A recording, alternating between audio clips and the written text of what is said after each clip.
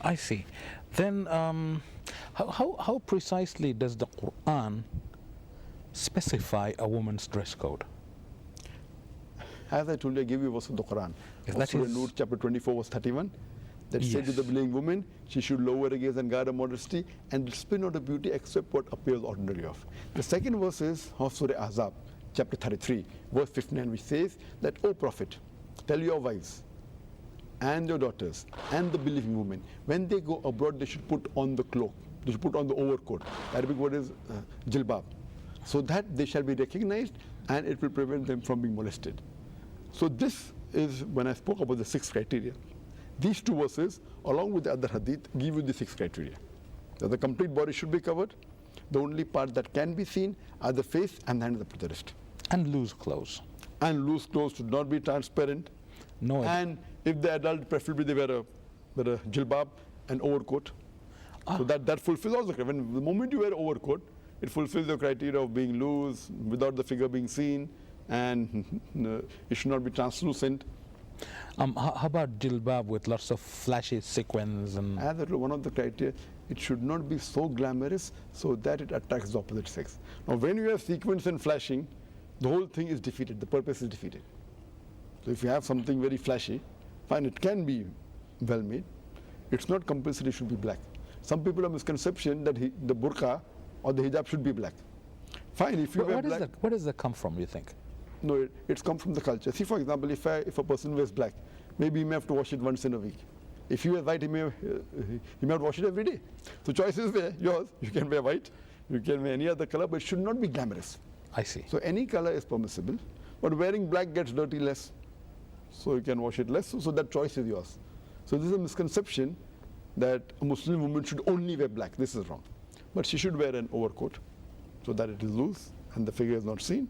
It's not I see. transparent. Therefore, a fully covered woman with a very tight but black dress. It's wrong. That's Very wrong. tight is wrong. But somebody in a loose, but again full covering, in brilliant purple, should be all right. Of course. But if it's tight fitting, it goes against one of the criteria of hijab. So the figure should not be revealed. I see. And a lot, I believe, has to do with how you carry yourself as well. Of course. See, this is only the dress code, not the complete hijab. This is the hijab of the dress. Then there's the hijab where a person walks, the way a person talks, the way a person thinks, all. Hijab of the eyes is there, lowering the gaze, what he thinks in the heart. How does a person talk? How does he walk? Seriously, brother, did you say hijab of the eyes, hijab of the thought? Everything is there. This hijab is of the dress code only. Can you tell me a little bit about this? This is very interesting See, to for me. example, the first part of the verse I quoted, Surah Nur, chapter 24, verse 31, said to the believing woman, she should lower her gaze. That Yes. means when a woman, but before that, before this verse, it speaks about for the man.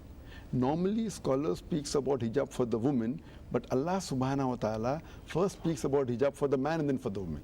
Allah says in the verse earlier, in Surah Nur, chapter 24, verse number 30, say to the believing man that he should lower his gaze and guard his modesty. The moment a man looks at a woman, and if any unashamed thought comes in his mind, he should lower his gaze. That is the hijab for the man. Then comes the hijab for the woman. That means she should lower her gaze. So when you look at a girl, and but natural, and if any unashamed thought comes, you should lower your gaze. No one can say that he looks at a girl, nothing happens to him. If a man says he looks at a girl, beautiful girl, nothing happens to him, he requires a psychiatrist. Okay. Right? So the Quran says you lower your gaze. So that is hijab of the eyes.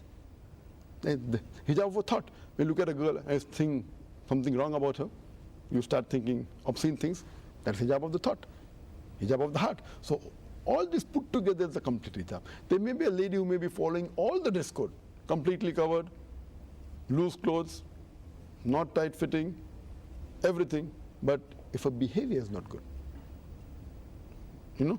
otherwise, she's talking to the men without any hijab and very free and shaking and then dancing, etc. So she's following the dress code of the clothes, but not of the act, of the behavior. So everything put together is important. Which is more important? All are important. Oh. But natural behavior is more important. But you say only behavior, if a person, okay, I'm being very modest, but I'm going to wear a mini. The moment you wear modest and behave mini, then you're inviting trouble. So it is all put together as a package. This is something that I think a lot of us can learn from, and especially You put it in such nice words that there is hijab for the man.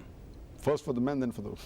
It's always first for the man and then for the woman. Allah says for the man first, that he should, people talk about hijab for the woman. Allah says that when a man looks at a woman, he should lower his gaze.